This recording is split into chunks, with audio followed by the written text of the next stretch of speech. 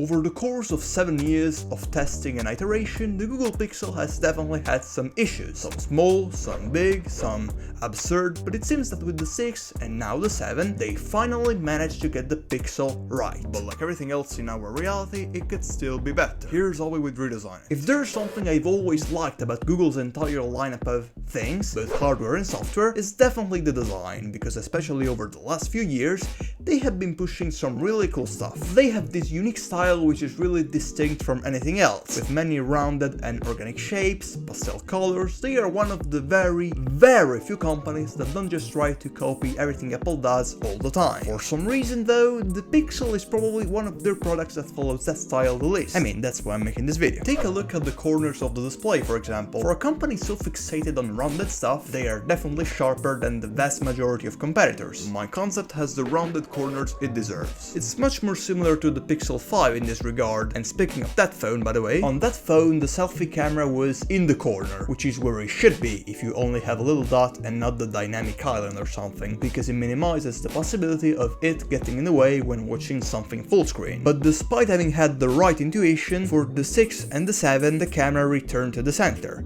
Why? In my concept, the camera is in the right corner, which happens to be the right corner. I chose that corner specifically because it also allows me to take advantage of the shape of the camera to save space. You may have noticed that there's no battery indicator anywhere.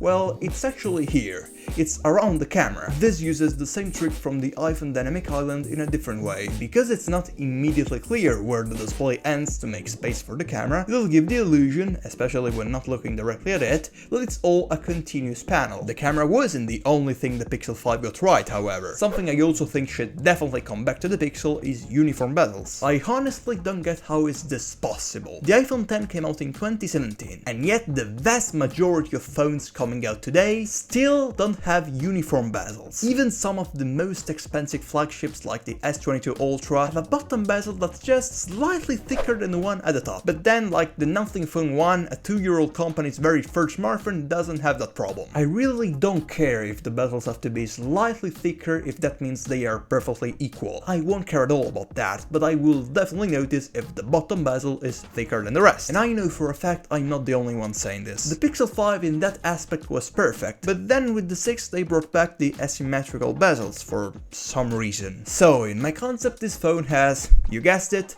a great personality. I may have been a bit harsh about the latest 2 Pixels, even though at the beginning I said they were the best ones yet. But there's actually one thing I really like about their design, and if you have been following this channel for a while, you probably know what I'm talking about. With the 6 they introduced this camera visor, as it has been called.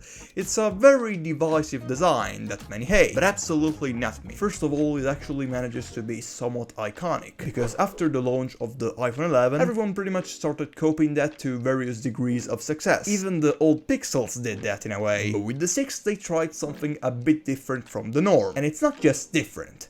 It's better, much better. By having a camera bump that's spread across the entire width of the phone, you ensure that whenever the phone is lying flat on a table, it actually stays flat. It doesn't start having convulsions every time you tap the display. With the Pixel 7 though, they made these bumps simultaneously better and worse. On one hand, it follows the color and the shape of the sides of the phone a bit better. On the other hand, they just had to separate the camera lenses from everything else. I really liked how with the 6 everything was hidden under the same piece of glass. It didn't just look better to me. I think it made more sense considering the idea behind the Pixel. Historically, the Pixel lineup has always been among the best options in regards of the camera. But it's not really because of the sensor, it's mainly thanks to the software. And it's also one of the main points of the branding of the phone, how it's the smartest, right? Keeping that in mind, I think it makes sense to hide the lenses, because they are not important. You shouldn't care about that, the phone will do it for you. That's why in my concept they are hidden. There's also something else I really liked about previous Pixels that for some reason they removed, the accented power button. I still don't get why they removed it, to be honest. It's something with the potential of easily becoming iconic. It wouldn't make sense on most other phones, because it totally destroys every attempt at building a serious aesthetic. But that's why it perfectly fits the Google aesthetic. And if alongside the different colors you also give it a different texture, from a simple quirky detail it becomes a functional benefit, because it allows the user to instantly know the direction the phone is facing just by touching the sides of the phone. Bring it back. I may have said that they have to be different from the rest to stand out, but if there is something they are definitely allowed to copy is the matte back. Actually, if anything, they have been copied. Pixels have had matte backs for years before succumbing to the plague. They've even tried some unique textures not found anywhere else, and I'm definitely not against this experimentation. Just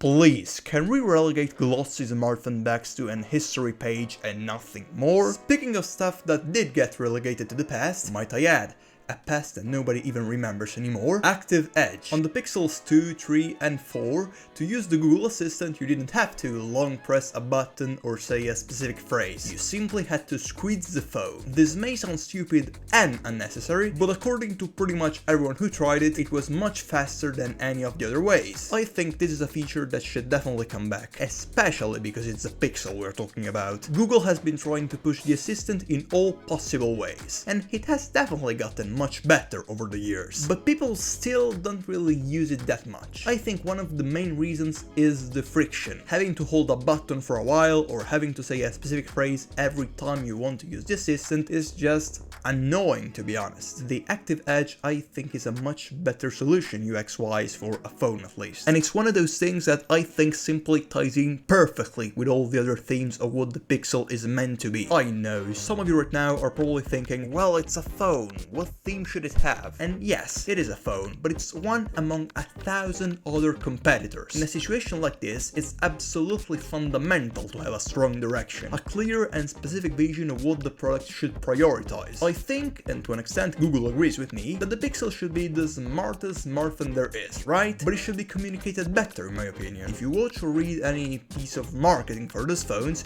regardless of the specific topic even, there's one word, one specific word, which is just used all the time. It's omnipresent, it's everywhere. Helpful. They chose to summarize the entire branding of their phones, the entire meaning, the entire reason why you should buy them with "they are helpful." And like, it's not theoretically wrong, but it's incredibly boring. The smartphone business is a gigantic one, with tons of companies all releasing their stuff every year. But how many of those companies would you say are really like pioneers of future technology? How many companies have the right kind of reputation and credibility? I'm telling you, not many, but Google is one of them, definitely. They are one of the very few that can actually afford to market something as futuristic in a believable way. And I think they should take advantage of that. With the right marketing that focuses on the cool, almost magic stuff you can do with the Pixel, I believe Google could become a legit big player in the smartphone market, at least for the few years it still has. Because yes, as I already said many times on this channel, I suspect smartphones will be replaced by something else sooner than many people think. If you want to see how I imagine that something else might be like, at least at the start, check out this video. I think you may find it interesting. Ciao!